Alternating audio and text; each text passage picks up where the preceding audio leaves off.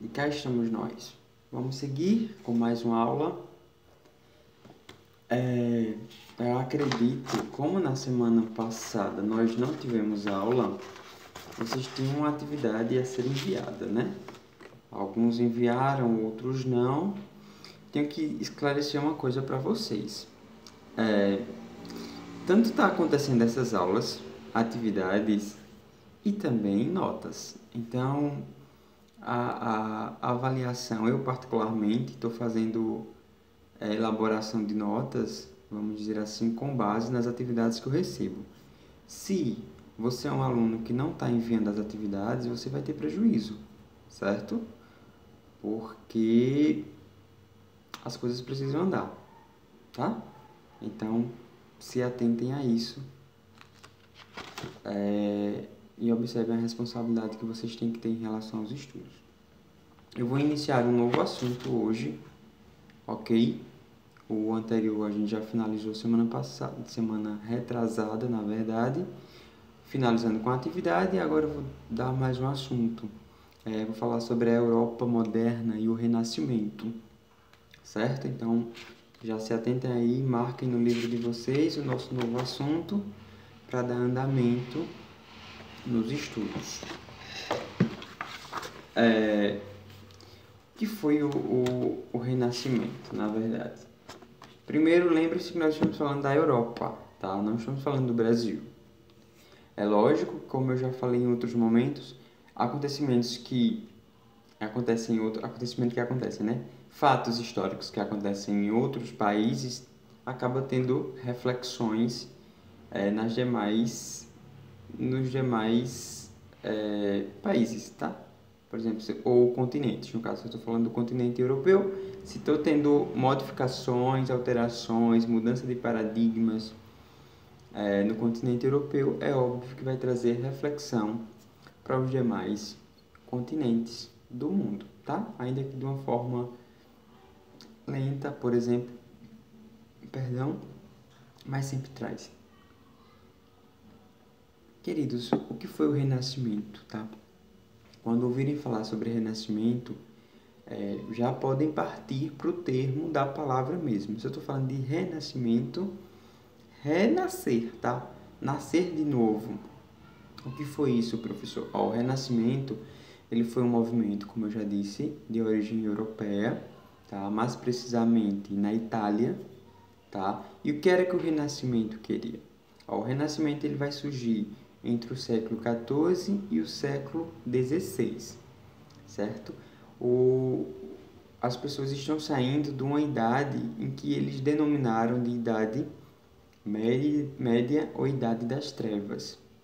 Essa idade média ou idade das trevas foi um período muito obscuro da história, tá? Era um período, como eu talvez já comentei com vocês em outras oportunidades, em que havia uma predominância muito grande de conceitos religiosos.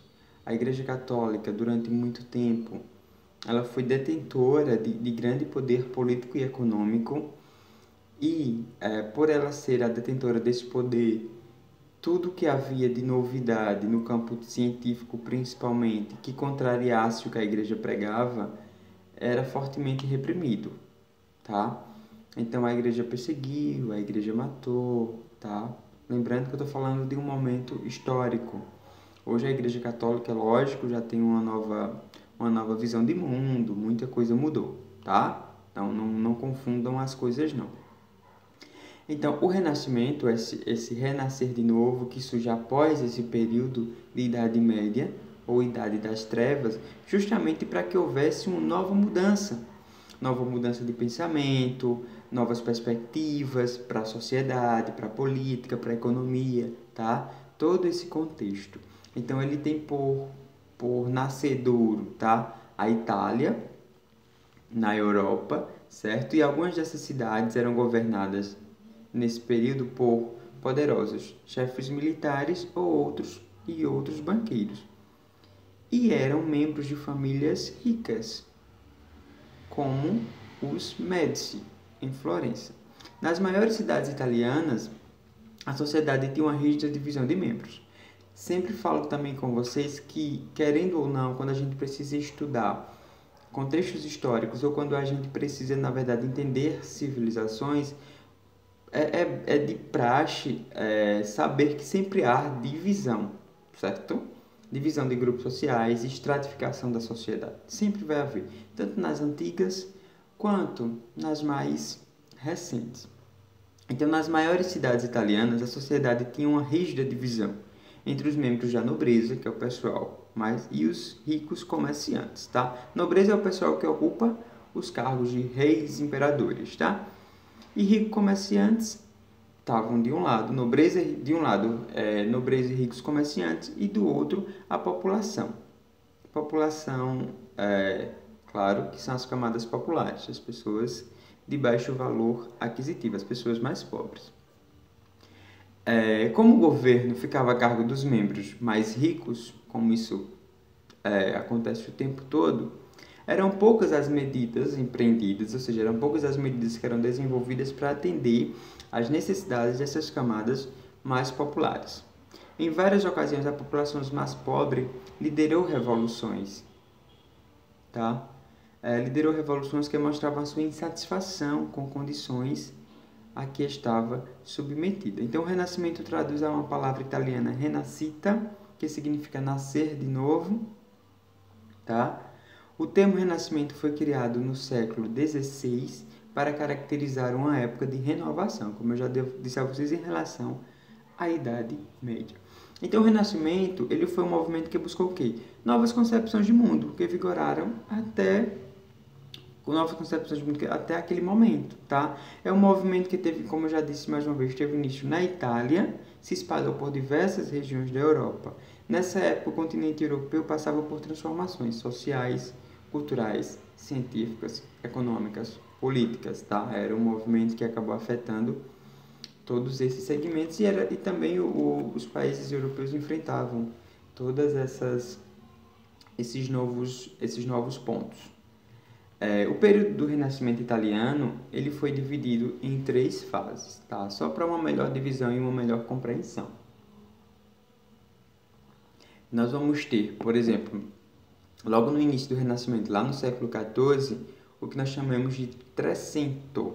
É um período de transição entre os valores medievais e os renascentistas, tá? Como eu disse a você, ele teve início no século XIV. Então, esse primeiro século de início do Renascimento, conhecido como Trecento, é justamente essa mudança de transição do período medieval, da Idade Média, para um novo período chamado de Renascimento. Vamos para a segunda fase, que ela já vai acontecer no século XV, que é o chamado Quattrocento, tá? É uma época de prosperidade econômica, tá? Muitas mudanças benéficas, muito positivas, na verdade, nas regiões da Itália, que reflete a arte renascentista. O que é arte renascentista? É um período também que nós vamos ter novas pinturas, novos artistas, tá? Trazendo toda essa perspectiva de mudança, esse olhar positivo para as sociedades. E o terceiro período do Renascimento italiano é o que nós chamamos de Cinquecento, tá? Lá no século XVI, que é um período de crise econômica em várias regiões da Itália. Então, vejam só, como eu já disse, o período do Renascimento aconteceu na Itália, tá? Surge na Itália. Nós vamos ter 3 momentos. Nós vamos ter o seu momento do surgimento no século XIV, que é o chamado de Trecento, um período de transição.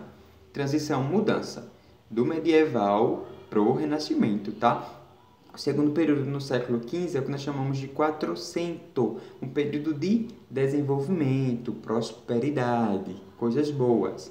E o terceiro período é o período Cinquecento, e aí já é um período de crise, tá? Então, veja, ele surge, ele passa por um período de prosperidade e depois ele entra em crise, como é muito comum em diversos momentos da história, como vocês bem sabem, tá, queridos?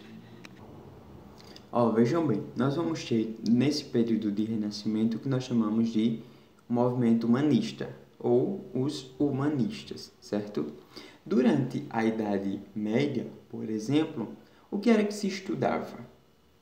Estudava essencialmente teologia, que são os ensinamentos cristãos, né, bíblicos, direito e medicina. Na verdade, são em questão de cursos, vamos dizer assim, esses eram os três que eram permitidos e que eram aceitos.